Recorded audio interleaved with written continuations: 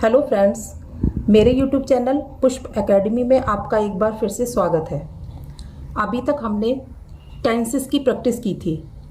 Tenses ख़त्म होने के बाद आज आइए हम एक्टिव वॉइस और पैसिव वॉइस की प्रैक्टिस करेंगे। आप ये तो जानते हैं कि इंग्लिश ग्रामर में जब हम सेंटेंसेस को पढ़ते और बोलते हैं तो वो हम दो तरीके से बोल सकते हैं, यानी कि सेंटेंस को दो प्रकार से पढ़ते या बोलते हैं या लिखते हैं। एक तो होता है उसमें एक्टिव वॉइस और दूसरा होता है उसमें पैसिव वॉइस। यदि हम किसी सेंटेंस को सीधा बोलते हैं या पढ़ते हैं या लिखते हैं तो वह उसका एक्टिव वॉइस कहलाता है। अब देखिए, जैसे मैंने यहाँ पर एक सेंटेंस लिखा है, ही ईट्स द फूड, वह खाना खाता है। अब इसमें जो ही है वो सब्जेक्ट है, ईट्स हमारी वर्ब हो गई और जो हमारा फूड है वो हमारा ऑब्जेक्ट हो गया। तो ये सेंटेंस हमने बोला सीधे तरीके से, तो ये इसका हमारा एक्टिव वॉइस है, यानी कि हमने इस सेंटेंस को एक्टिव वॉइस में बोला। अब यदि हम इसी सेंटेंस को दूसरे मेथड से पढ़ दें या बोल दें या लिख दें तो ये इसका पैसिव वॉइस कहलाएगा। जैसे अब देखिए, यहाँ से यहाँ हमारा क्या था, ही ईट्स द फूड। अब हमने इसको क्या किया, हमने बना दिया the food is eaten by him, यानी कि यहाँ हमने जो इसका सब्जेक्ट था वो हमने इसका ऑब्जेक्ट बना दिया और जो इसका ऑब्जेक्ट था वो हमने इसका सब्जेक्ट बना दिया। The food is eaten by him, खाना खाया जाता है उसके द्वारा या खाना उसके द्वारा खाया जाता है, एक ही बात है। अब यहाँ हमारे इस सेंटेंस को दूसरे तरीके से लिखने पर जो हमारा फूड है वो सब्जेक्ट बन गया और वर्ब हमारी ज्यों की त्यों रही, और जो हमारा इसका जो हमारा सब्जेक्ट था वो हमारा ऑब्जेक्ट बन गया। आप देखिए, यहाँ हमारा ही सब्जेक्ट है तो ये ही हमारा दूसरे सेंटेंस में बन गया ऑब्जेक्ट, और यहाँ हमारा फूड ऑब्जेक्ट है तो इस सेंटेंस में आकर ये बन गया हमारा सब्जेक्ट। तो यानी कि सीधी सी कहने की बात यह है कि यदि हम किसी सेंटेंस के सब्जेक्ट को, अब देखिए जैसे मैंने यहाँ ये समझा रखा है, ही ईट्स द फूड और the food is eaten by him, he बना दिया हमने इसका ऑब्जेक्ट और फूड बन गया इसका सब्जेक्ट। तो कहने वाली बात यह है कि यदि हम किसी सेंटेंस के सब्जेक्ट को दूसरे सेंटेंस का ऑब्जेक्ट और उसके ऑब्जेक्ट को दूसरे सेंटेंस का सब्जेक्ट बना देते हैं या बन जाता है तो वह एक्टिव वॉइस से पैसिव वॉइस कहलाता है। जब हम एक्टिव से पैसिव वॉइस बनाते हैं तो सब्जेक्ट ऑब्जेक्ट और ऑब्जेक्ट सब्जेक्ट बन जाता है, और जब हम पैसिव वॉइस से एक्टिव वॉइस बनाते हैं तो वही बातें हमारी रिपीट हो जाती हैं। इसको मैं आगे आपको एग्जांपल्स के द्वारा और क्लियर करूंगी। तो आज हम एक्टिव एंड पैसिव वॉइस को शुरू करेंगे। सेंटेंसेस जो मैंने आपको सिखाए हैं आप उनको पीछे जाकर देख सकते हैं और उनकी प्रैक्टिस कर सकते हैं, क्योंकि जो हमारी एक्टिव और पैसिव वॉइस को बनाने की जो रूल्स होते हैं वो हमारे इन्हीं टेंसेस पर डिपेंड करते हैं। क्योंकि जो हमारा एक्टिव एंड पैसिव वॉइस होता है वो सेंटेंसेस के बेस पर ही चलता है, यानी कि हम जो सेंटेंसेस बनाना सीखेंगे एक्टिव एंड पैसिव वॉइस के, वो एक तो हम टेंसेस में सीखेंगे, दूसरी होती है हमारी मॉडल वर्ब्स, उसमें सीखेंगे, फिर लेट्स वर्ब होती है, उसके बाद होते हैं हमारे इंपेरेटिव सेंटेंसेस और इन्फिनिटिव सेंटेंसेस। तो इन सबको हम एक एक करके सीखेंगे। तो इसके लिए आप मेरी टेंसेस की जो पिछली वीडियो है उनको अच्छे से समझ लीजिए, क्योंकि जब आपको टेंसेस बनाने के रूल्स अच्छे से समझ आएंगे तभी आप एक्टिव वॉइस और पैसिव वॉइस को समझ पाएंगे। तो अभी तक जो मैंने आपको समझाया वो कहने वाला मतलब पूरा जो कहने का मतलब था वो ये है कि हम इंग्लिश ग्रामर में किसी भी सेंटेंस को दो प्रकार से पढ़ सकते हैं, एक एक्टिव वॉइस में और दूसरा पैसिव वॉइस में। जब हम किसी सेंटेंस को सीधा बोलते हैं तो वो उसका एक्टिव वॉइस कहलाता है, और जब हम उसी सेंटेंस को दूसरे तरीके से पढ़ते लिखते या बोलते हैं तो वह उसका पैसिव वॉइस कहलाता है। एक्टिव से पैसिव वॉइस बनाते समय जो एक्टिव का सब्जेक्ट होता है वो पैसिव का ऑब्जेक्ट बन जाता है, और जो एक्टिव का ऑब्जेक्ट होता है वो पैसिव का सब्जेक्ट बन जाता है। बस इसमें यही एक बात मेन समझने वाली है। आप देखिए इसको बनाने के क्या क्या रूल्स हैं वो मैं आपको समझा देती हूँ। एक्टिव वॉइस से पैसिव वॉइस बनाते समय वर्ब की थर्ड फॉर्म का यूज किया जाता है। ऑल सेंटेंसेस यानी कि ऑल टेंसेस में जितने भी हम टेंस बनाएंगे उसमें एक्टिव से पैसिव बनाते समय हमें वर्ब की थर्ड फॉर्म का यूज करना होगा। क्लियर? अब आइए हम सिंपल प्रेजेंट टेंस या प्रेजेंट इंडेफिनिट टेंस को एक्टिव वॉइस से समझते हैं। सिंपल प्रेजेंट टेंस यानी कि प्रेजेंट इंडेफिनिट टेंस जो मैं आपको पहले भी समझा चुकी हूं। इसमें हम क्या करते थे? सिंपल प्रेजेंट टेंस में हम हेल्पिंग वर्ब डू डज का यूज करते थे। ये तो आपको पता होगा कि हम हेल्पिंग वर्ब डू डज लगाते थे। लेकिन जब हम सिंपल प्रेजेंट टेंस में एक्टिव से पैसिव वॉइस बनाएंगे तो जो हमारी डू डज हेल्पिंग वर्ब थी वो हमारी इज एम आर में कन्वर्ट हो जाएगी।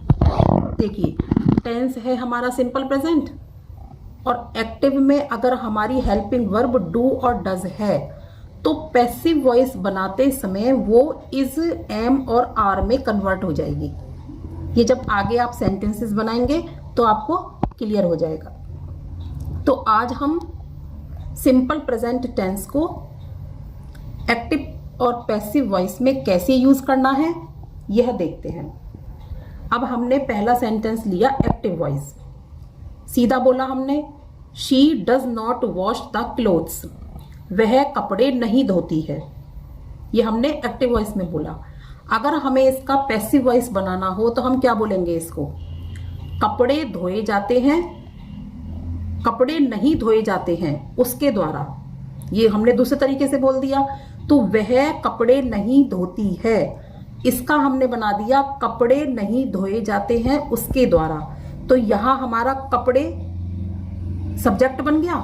अब समझिए इस चीज को आप कि जब हमने दूसरे तरीके से लिया इस सेंटेंस को तो इसमें जो इसका ऑब्जेक्ट था वो हमने सब्जेक्ट बना देना है। तो द क्लोथ्स लिया हमने इसका सब्जेक्ट। तो पैसिव वॉइस बनाते समय हमने क्या लिखना है? The clothes. अब देखिए अब क्लोथ्स हमारा क्या है? प्लूरल है। तो प्लूरल में डू डज के लिए हम क्या यूज करेंगे? क्योंकि डू डज तो हमारा कन्वर्ट हो जाएगा पैसिव वॉइस बनाते समय इज एम आर में, तो प्लूरल के साथ हम यूज करेंगे आर। तो the clothes are not, are के तुरंत बाद हेल्पिंग वर्ब के तुरंत बाद हमें नॉट लगा देना है। तो the clothes are not wash.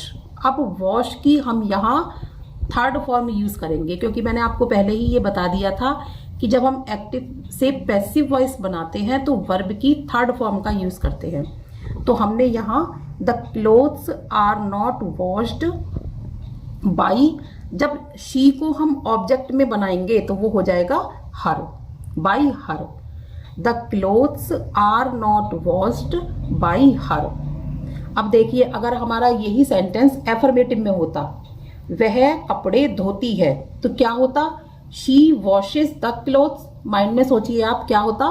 She washes the clothes. जब हम इसको पैसिव वॉइस में बनाते तो क्या करना होता? हमें द क्लोथ्स आता पहले, फिर क्लोथ्स यानी कि प्लूरल के साथ हम आर लगाते। तो द क्लोथ्स आर नॉट हटा देते। क्यों? क्योंकि हमने एफर्मेटिव सेंटेंस बनाना था इसका। तो the clothes are washed by her, negative में हमने लगा दिया नॉट। अब हम दूसरा सेंटेंस लेते हैं एक्टिव वॉइस में। आई डू माई वर्क, मैं अपना काम करती हूं। तो हिंदी में समझिए इसको पैसिव वॉइस बनाते हुए हम क्या बोलेंगे?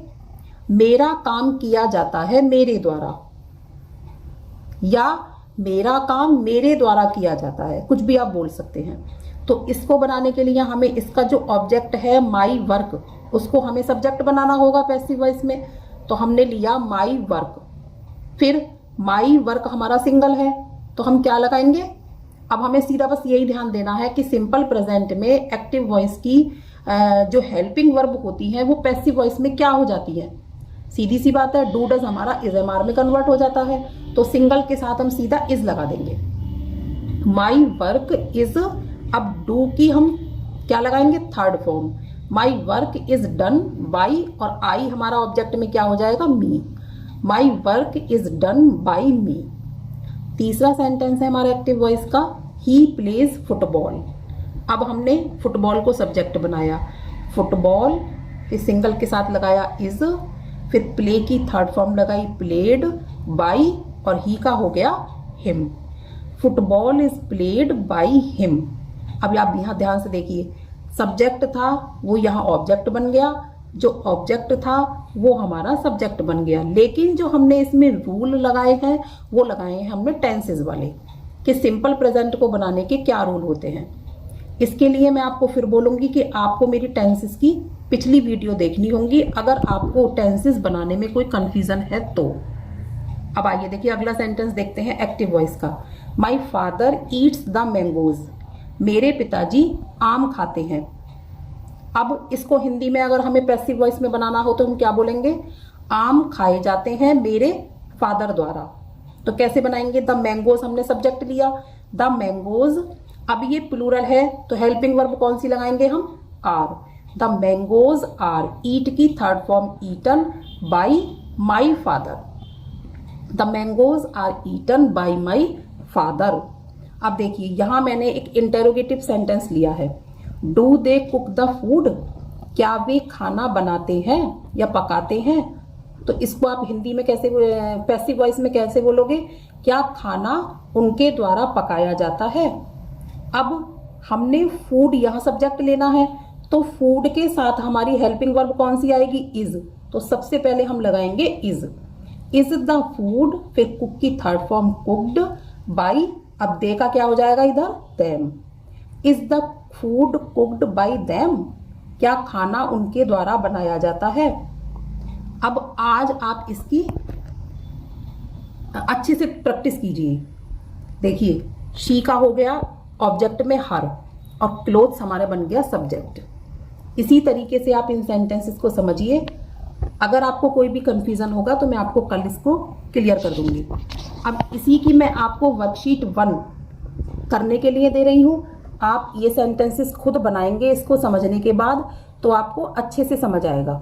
सेंटेंसेस पढ़ देती हूँ। एक्टिव वॉइस है हमारा, Nitin reads a book, I do not do my work, the bird sings the song sweetly, does the boy bring the milk, Raju does not buy sweets, do I read English, he writes a letter, does Gita drink the milk. ये हमारे 8 sentences हैं active voice के। अब आपको इनको passive voice में convert करना है। सिंपल प्रेजेंट टेंस के ये सेंटेंसेस हैं, आप इनको पीछे से समझिए, इसको समझिए अच्छे से और फिर इसको करके रखिए। मैं कल आपको इस वर्कशीट को करके और दोबारा से समझाऊंगी। लेकिन उम्मीद करती हूँ कि अगर आपने टेंसेस पढ़ लिया है तो आपको ये बहुत अच्छे से समझ आ जाएगा। कल हम फिर इसकी पास्ट इंडेफिनिट टेंस यानी कि सिंपल पास्ट टेंस की दूसरी वीडियो के साथ फिर से मिलते हैं। तब तक के लिए आप इसकी प्रैक्टिस कीजिए और मेरी वीडियो को लाइक, शेयर और सब्सक्राइब करते रहिए ताकि आपको नोटिफिकेशंस मिलते रहें। कल हम फिर दोबारा मिलते हैं, तब तक के लिए बाय।